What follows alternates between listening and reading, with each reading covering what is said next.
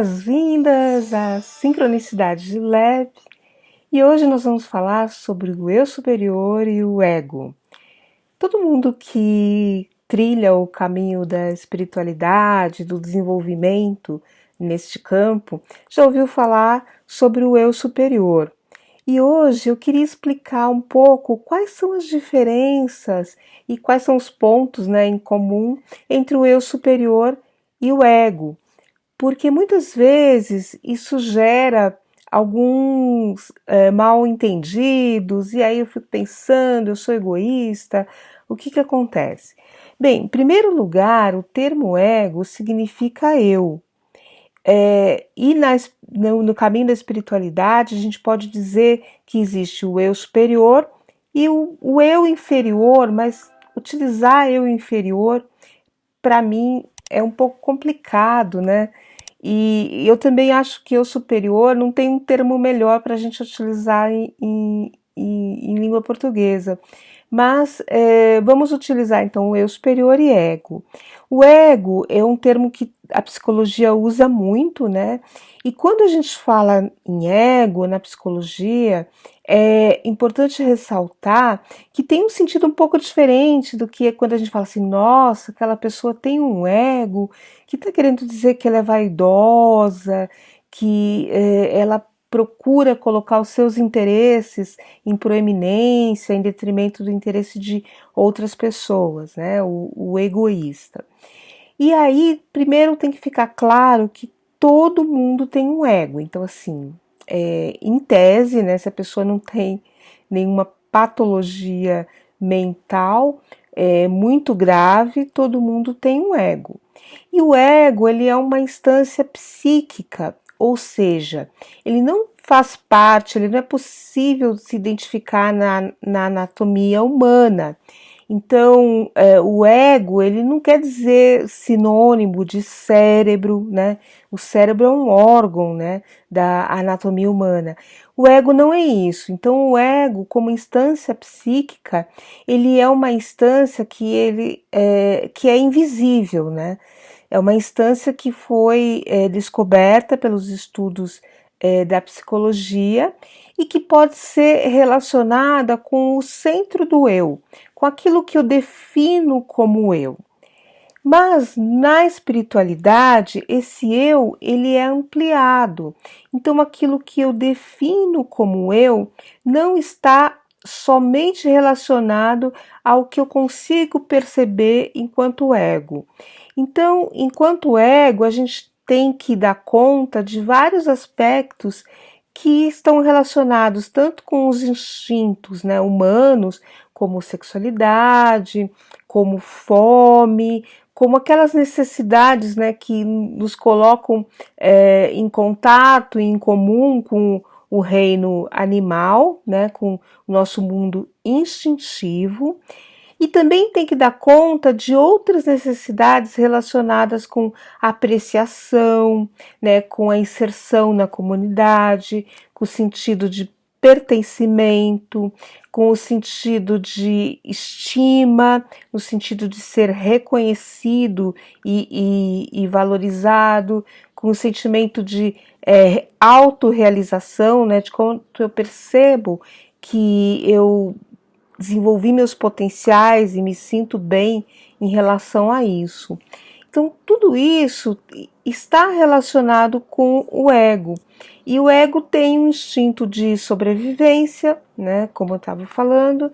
O ego também tem um instinto de preservação, que está relacionado com a sobrevivência, mas a sobrevivência eu diria que seria a sobrevivência física, né?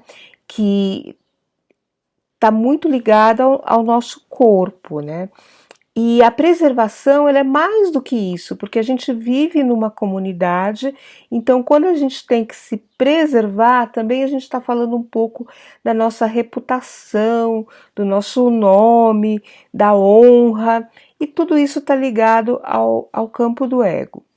Lembrando que também a gente fala quando a pessoa tem uma autoestima, aquilo que eu falei, muito elevado, né? A gente pensa em vaidade, a gente fala um ego inflado.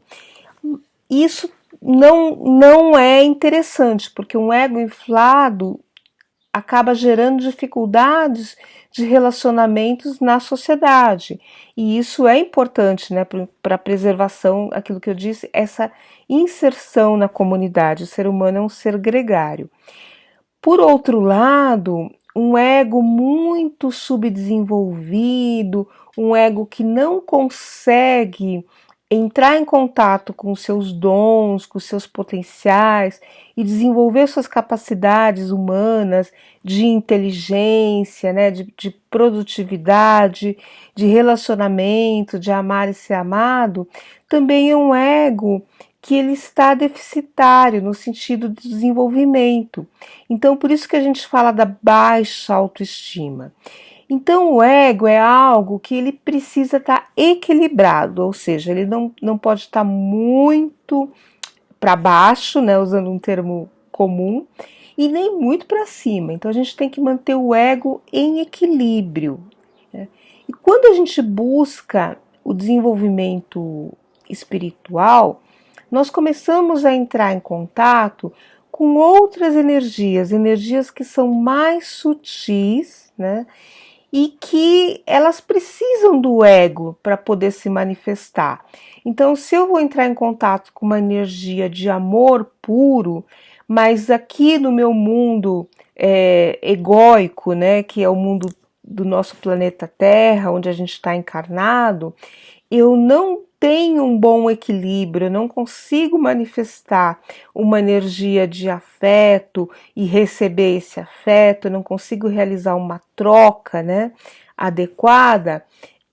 Como que eu vou manifestar uma energia amorosa mais sutil, né? Se aqui nesse plano, que ele é mais denso, eu tenho conflitos nesse campo.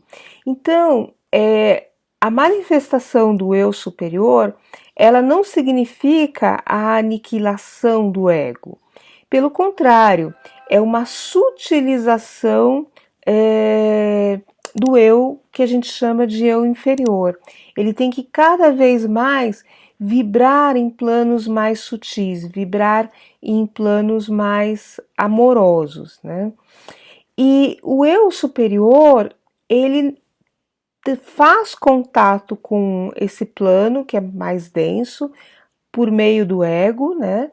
Mas ele está num plano onde as energias são tão sutis que elas não conseguem, muitas vezes, se expressar se o veículo assim está muito poluído. Então é como se fosse assim: você precisa de um copo limpo para perceber a água cristalina.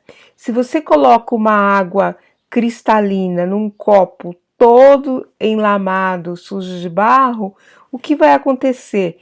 Quando você for entrar em contato, quando você visualizar aquela água no copo, vai parecer que essa água é turva, que essa água tem outra natureza que não a de cristalina, vai ficar uma coisa um pouco embarrada. Então é importante, né, no caso, para o eu superior poder se manifestar, que a gente também equilibre o nosso ego. E muitas vezes, para equilibrar o ego, nós precisamos tomar cuidados paliativos, né? Se cuidar na terapia, entender quais são os nossos processos, integrar o lado instintivo que todos nós temos de uma forma saudável e equilibrada. E por vezes, se a gente não coloca em primeiro lugar esse equilíbrio do ego, às vezes a gente tem dificuldade do desenvolvimento espiritual pleno, né? De a gente se sentir realizado como ser, né? Unicamente como ser. E aí, o que acontece? A gente não consegue ouvir, né, as intuições, porque como que o eu superior conversa conosco? Por meio das intuições. A gente não consegue ouvir a verdade interior, né, que vive dentro de nós também. e a gente fica contaminado, né, por todas aquelas questões que a gente passa, de raiva, de frustração, que fazem parte do nosso dia a dia e do dia a dia de cada um. Então a gente tem que ir limpando isso para poder entrar em contato, né, com essa esfera do eu superior e poder se sentir pleno e realizado espiritualmente, mas sem negar o ego, né?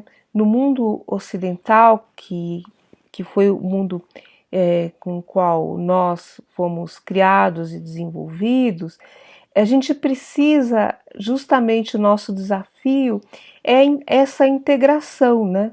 Então nós temos o lado intelectual, mental muito desenvolvido e não tem como negar isso. Então a gente precisa integrar o outro lado mais da sensibilidade, o lado da intuição, mas não negar, né, o aspecto mental que é tão característico. Tanto que muitas vezes a gente quase traduz ego como o aspecto mental, mas o ego também ele está relacionado com essas emoções mais densas e etc. E o lado espiritual, ele também tem um lado que é mental, mas aí é o que a gente chama de mente pura, que é a mente que consegue perceber a não separação do eu com a divindade, que consegue perceber a universalidade das coisas, a fraternidade, que nós somos todos unos, né? Nós estamos em união permanente com a divindade e por isso não existe o eu separado do outro, os limites são muito tênues, né? Quando a gente entende que nós somos todos partes, né, desse conjunto da humanidade e mergulhados na divindade.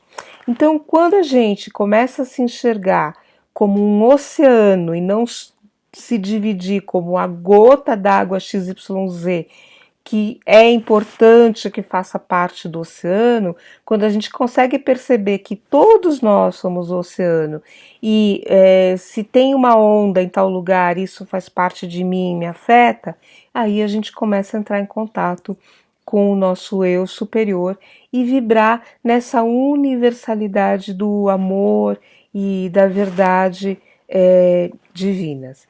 Então, eu quis explicar um pouco sobre o que é o eu superior e o que é o ego, e principalmente para vocês entenderem que o ego, ele é importante, porque sem esse veículo a gente não consegue entrar em contato com o nosso superior e manifestar essa essência do eu superior. Mas o ego, ele tem que estar saudável, né? O copo, ele tem que estar limpo. E como é que a gente limpa esse copo? Bem, tem alguns aspectos para limpar esse copo que somente processos terapêuticos. E aí tem vários, tem terapias alternativas, mas também não se esqueçam das terapias psicológicas, que elas são muito importantes também. E como que eu entro em contato com essa água pura, né? Daí também por práticas, né, espirituais. Então, meditação, oração, né, esse processo do religare, né, que a verdadeira religião é o religare, tudo isso vai trazendo a espiritualidade para mais próximo da nossa consciência. Lembrando que existe espiritualidade, divindade, acesas dentro de todos nós, a gente só precisa se conectar. E a forma de se conectar, existem também várias formas, e você tem que escolher a forma que é melhor para você, com que você se realiza mais. E também escolher a forma de você lidar aí com o seu ego. Qual que é a forma que você consegue deixar ele mais equilibrado e mais saudável? E então por hoje é só. E nos siga nas redes sociais.